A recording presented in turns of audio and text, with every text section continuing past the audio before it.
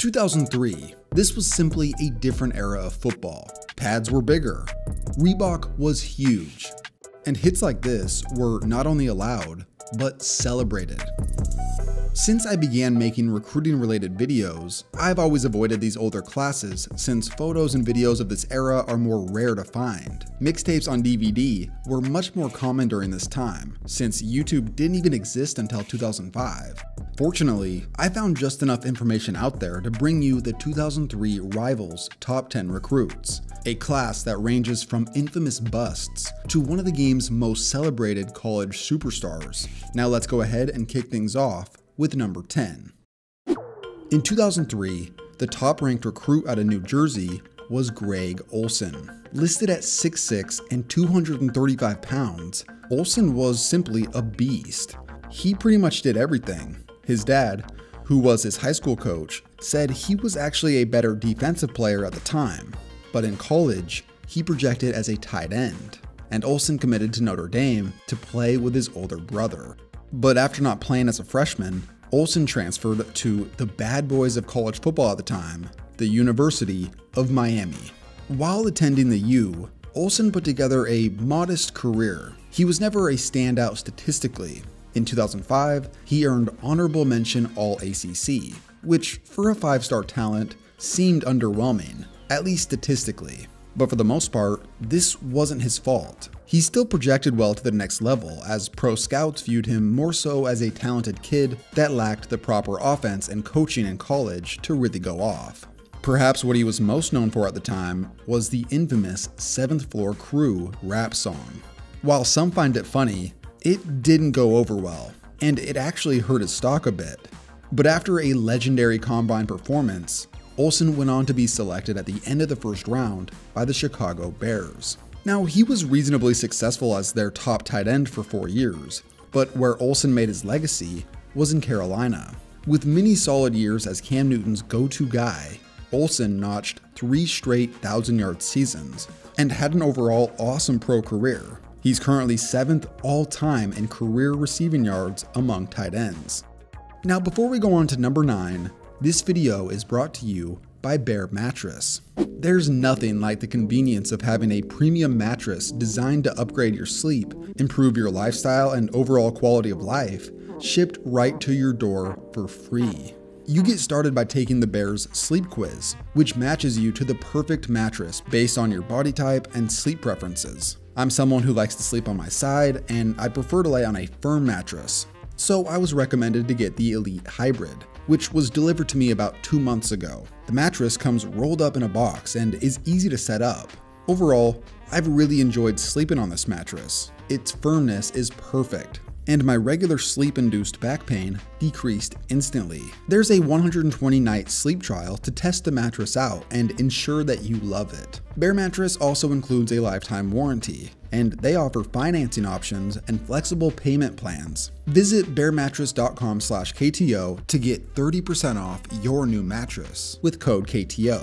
Shout out to Bear Mattress for the sponsor. Now let's move on to number 9. At number 9, we have the top high school corner of 2003, Paul Oliver. At 6 feet 185 pounds, Oliver was widely regarded for his elite athleticism, boasting a supposed 4.3 40 and 37-inch vertical jump. As the top recruit in Georgia, he stayed home, attending the University of Georgia. Things started out slow once he got there. He redshirted, then was a rotational guy, but he began to make a name for himself in year 3 when he became a starter. And the peak of Oliver's college career came in year 4, where he most famously shut down Georgia Tech star Calvin Johnson, holding him to just 13 yards on 2 catches. Ultimately, however, Oliver was never quite the player Georgia hoped. He earned honorable mention SEC that year, and going into his redshirt senior season, he was ruled academically ineligible, which led him to applying for the NFL's supplemental draft. After being selected by the Chargers there, Oliver managed to become a serviceable role player for the next 4 years, starting in 12 of 57 career games. Now, for Paul Oliver and his family, this next part is where the story turns tragic. On September 24th, 2013, Oliver took his own life. It was later determined through analysis of his brain that he suffered from an advanced form of CTE. It was truly a devastating moment for those close to him, as it seemingly came out of nowhere. This would lead to some ugly fallout between his family and the NFL. And this was just one of many incidents that have forced the NFL's safety protocol, revolved around concussions, to be improved, which, if we've learned anything from 2022, it still has a ways to go. Rest in peace, Paul Oliver. Coming in at number 8, the nation's premier offensive tackle was Jory Adams. Towering at 6'7", Adams was considered a raw prospect that, with time, had top 10 NFL draft potential. And after he committed to Texas A&M, he was immediately regarded as one of their biggest recruits of all time. But things went south. First, he was moved to defensive end, where he made some impact as a sophomore before getting kicked out of school after being charged with possession of marijuana and dealing the substance. He went on to go play at Angelo State, a small Division II school in San Antonio. From there, things got worse. Adams would eventually be charged with multiple felonies. And according to Bleacher Report in 2012, Adams was in the midst of a 5-year prison sentence for burglary of a habitation. To this day, he's considered one of Texas A&M's biggest recruiting busts. At number 7, we have the top tight end in the country coming out of Texas, Tony Hills Jr. Hills was listed at a monstrous 6'6" and 260 pounds. But after committing to Texas, he suffered a serious injury to his peroneal nerve and was told by doctors that he may never play again. Hills underwent 2 surgeries and a long rehab before he reported to Texas in spring 2004. Once he returned, the coaching staff decided to have Hills put on some weight and move to tackle, and he eventually became a cornerstone on their offensive line. He was a part of their national title team in 2005, and he went on to start 31 games. But he suffered another bad injury in the same leg during his senior year. Despite this, he was still named first-team All-American as a senior, and he went on to be drafted by the Steelers in the 4th round of 2008. By the time he entered the NFL, Hills had put on at least 30 pounds since his high school days. In the NFL, despite only starting 1 career game, he lasted 10 years, mostly as a practice squad to backup level kind of guy, which is still amazing that he made it that far, considering the injuries he had to overcome. At number 6, Prescott Burgess was the highest ranked safety in the country. As the top recruit out of Ohio, Burgess was a menace on the defensive side of the ball. At 6'3", 210, Burgess went on to commit to Michigan, and once he got there, they decided to have him put on some weight and move to linebacker. This process, like it usually does, took a while for it to come to fruition, and Burgess didn't play a whole lot at first. He didn't become a full-time starting level player until his junior season. And by the time his college career was said and done, he had become a decent starter who earned honorable mention Big Ten twice, which is a little underwhelming considering the expectations. Despite the lack of impact, Burgess still had NFL measurables and was drafted in the 6th round of the 2007 NFL Draft by the Baltimore Ravens. In the pros, Burgess immediately played, but after 8 games, he suffered a hip injury that ended his season, followed by a broken forearm in training camp the following year that also ended that season. Ultimately, he lasted 5 years in the NFL as a role player, playing in 40 games. At number 5, the top high school quarterback in America back in 2003 was California's own Kyle Wright. At 6'4", Wright was a pro-style quarterback who was named National Gatorade Player of the Year, and ultimately chose Miami over USC, Florida State, and Tennessee. Okay, to set the scene a little bit, with 5 national titles over the previous 2 decades or so, Miami was huge at the time. Their 2001 squad is still considered by some as the greatest college football team ever assembled, and this is partially why Kyle Wright chose them. After impressing the coaches as the scout team quarterback as a freshman and serving as the backup the following year, Wright stepped into the starting job and showed promise, leading the ACC in passing touchdowns and took the 05 Hurricanes to the Peach Bowl. Expectations shot through the roof for 2006. Wright was a preseason Heisman candidate, and the big question on everyone's mind was, is Miami ready to compete for another national title? But unfortunately, things went sideways.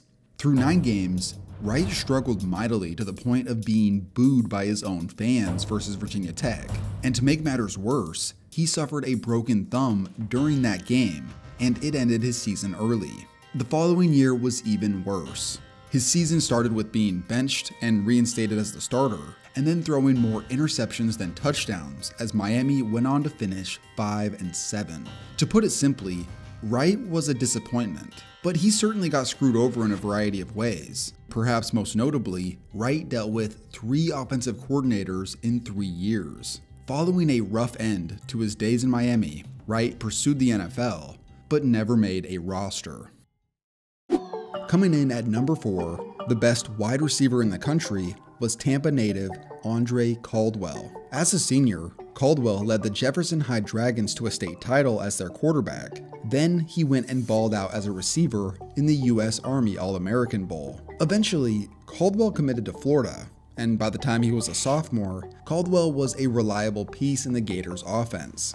But he went on to miss the following year due to a leg fracture early in the season. Once he returned, he bounced back with 57 catches, 577 yards, and 6 touchdowns. As a fifth-year senior the following season, Caldwell was named captain and finished his career off as the school's all-time reception leader. On top of that, he's a good guy. Caldwell was awarded the Gators' Fergie Ferguson Award, given to the senior football player who displays outstanding leadership, character, and courage. Caldwell would go on to be selected in the 3rd round of the 2008 NFL Draft by the Cincinnati Bengals. As a pro, he lasted 8 years, mostly as a backup. His best years came alongside Chad Johnson in Cincinnati during the late 2000s. In 2003, the number 3 recruit in the country was the athletic phenom Whitney Lewis. Now, as we go over number 3, I'm also going to cover the number 2 recruit, Reginald Alfred Bush Jr. Both of these guys were from California and were hailed for their absolute dominance. Lewis became the first player in California high school history to rush and receive for 1,000 yards in the same season, while Bush put up over 1,600 rush yards and 27 touchdowns despite missing 4 games. Overall, by both their stats and their tapes, these two seemed unstoppable. And once they both committed to USC, Pete Carroll immediately went to the drawing board to figure out how to use all this talent. In just the offensive skill talent, the 2003 class provided the Trojans the best athlete, the best running back, 4-star Lendell White, and 4-star Steve Smith. Ultimately, the big winners from this were Smith, White, and Bush. Lewis, on the other hand, barely even played for USC. To take a closer look, Lewis shifted between receiver, tailback, and fullback as a freshman, but he just didn't do enough to get any real playing time. And to make matters worse, Lewis was ruled academically ineligible the following season. Then in his 3rd year, he didn't play a snap, and he decided to transfer to 1AA school in Northern Iowa, and he didn't make much noise there either. Reggie Bush, on the other hand, well, he became a sensation. Right away, Bush was clearly ready to take over college football as a freshman. At first, he dominated as a return man, then became their leading runner, as well as a huge threat in the receiving game. By his junior season, Bush was the best player in the country. He was such a big deal that some to this day still make the argument that he's the greatest to ever play college football. His stats from his Heisman Trophy winning season alone are just absurd. And I can't fail to mention the fact that in 2004, when he was the Heisman runner-up, his former high school teammate Alex Smith was a candidate as well. What's crazy is, because of the hype, after Bush went pro and got selected 2nd overall in 2006, he immediately signed a multi-year endorsement deal with Adidas, and 15,000 orders for his Saints jersey were put in before he even decided what number he was going to wear. Now, as perhaps the most hyped back to enter the pros during the 2000s, Bush's pro career was underwhelming. In his 11 years, he never made a Pro Bowl, but with just over 10,000 career all-purpose yards and over a decade in the NFL, this dude still had a solid pro career, even if he didn't live up to the hype of his college days. But now, to go back to the high school class from 2003, only one name stood above Reggie Bush. Coming in at number 1, we have the best player in the country back in 2003, Ernie Sims. Sims was about as dominant as a player could be. He was allowed to play on varsity in 8th grade, and he led his team to 4 straight state titles. His junior and senior stat lines are straight out of a video game, and ultimately, the Tallahassee kid stayed in his hometown, attending Florida State. Right away, Sims began to make an impact. Sit up after this hit. Watch this hit right here. Boom. And that looks like a chin pad or a mouthpiece that's flying in the air. By his sophomore year, Sims developed into the player they had hoped, earning first-team All-American honors according to ESPN. The dude was a complete menace in the middle of the field. But controversy struck prior to his junior year. In July 2005, Sims was arrested on charges of battery and resisting an officer, allegedly shoving his then-girlfriend repeatedly to the ground during an argument. Later on, Sims would plead no contest and was charged with 2 days of public service. Sims ended up missing 0 games because of this, and as a junior, he had an underwhelming season compared to his All-American campaign the previous year. Ultimately, he decided to leave school early, and he was still projected as a top 10 pick, and in 2006, Sims went 9th overall to the Detroit Lions. In Detroit, he was a decent player during those woeful years in history for them, and overall, Sims lasted 8 years in the NFL, starting in 87 of 109 games. Like I said, he was a decent starter, but he never made a Pro Bowl. So in wrapping up the 2003 class, it truly had a bit of everything, with the most successful college player being Reggie Bush and the best pro being Greg Olsen. But as these videos prove time and time again, scouting is not perfect. In fact, back in 2003, there was a young linebacker out of Tennessee that was only given 2- and 3-star grades, despite being the best running back and linebacker in the state. When this young man got to college, he absolutely dominated, becoming a 2-time All-American and the best college linebacker in America. And if that wasn't enough to prove those high school scouts wrong, this dude went on to be drafted in the first round, and as a rookie in 2007, he became the best linebacker in the NFL. Of course, I'm talking about one of the all-time greats, Patrick Willis. They replaced him with Vincent in a hurry. And Vincent, oh my! He is brought down by Patrick Willis with some attitude. This is form tackling at its best. Take some of that.